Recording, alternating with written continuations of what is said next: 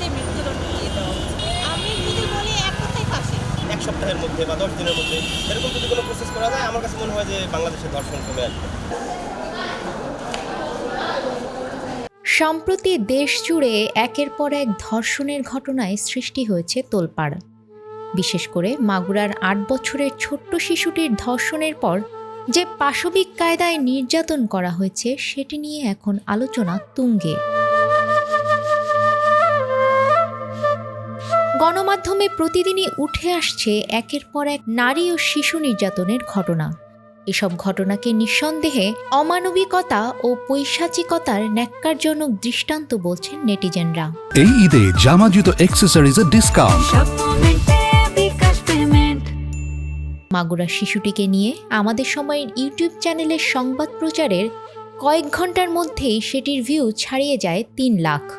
মন্তব্যের ঘরে একের পর এক আসতে থাকে ধর্ষকের শাস্তি চেয়ে নানা আবেদন। এর মধ্যে প্রায় সবাই চেয়েছেন অতি দ্রুততম সময়ে ধর্ষকের শাস্তির বিধান। ধর্ষকদের শাস্তি কী হওয়া উচিত, সব শ্রেণী পেশার মানুষ এ বিষয়ে কথা বলেছেন আমাদের সময়ের সাথে। চলুন শুনে আসি তাদের কথা। আসলে আমাদের নৈতিক জায়গা এবং আমাদের মূল্যবোধের জায়গায় যে এত নিকৃষ্ট জায়গায় চলে গিয়েছে, তো অপরাধী যেন উৎসাহিত না হয় তার জন্য আমি এই সর্বোচ্চ শাস্তিটা দাবি করি। সর্বোচ্চ মৃত্যুদণ্ড হওয়া উচিত। এই দেশে কোনো দর্শকের ঠাঁই হবে না। এই দেশে দর্শক বলতে মহাপাপী তারা, তাদের কোনো স্থান এই দেশে হবে না। তাদের সর্বোচ্চ আইন প্রয়োগ করে তাদেরকে মৃত্যুদণ্ড যত দূরত্ব সম্ভব তত কার্যকর করতে হবে। আমি মনে করি আপনার এই দর্শকের এই ধর্ষণের জন্য শাস্তি একেবারে মৃত্যুদণ্ড দিতে হলে আমরা খুশি হব। আমি যদি বলি এক কথায় ফাঁসি।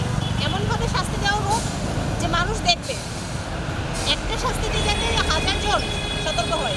শুধুমাত্র ধর্ষণের জন্য বাংলাদেশের প্রেক্ষাপটে অন্তত দ্রুত বিচার আইন বা দ্রুত বিচার ট্রাইব্যুনালে কোনো আইন হবে, অর্থাৎ সিরিয়াস কেস অবশ্যই মৃত্যুদণ্ডে কাটবে। শুধুমাত্র ধর্ষণের জন্য বাংলাদেশের প্রেক্ষাপটে অন্তত দ্রুত বিচার আইন বা দ্রুত বিচার ট্রাইব্যুনালে কোনো আইন হবে, অর্থাৎ ১ সপ্তাহের মধ্যে বা ১০ দিনের মধ্যে এরকম যদি কোনো প্রসেস করা যায়, আমার কাছে মনে হয় যে বাংলাদেশে ধর্ষণ কমে আসবে।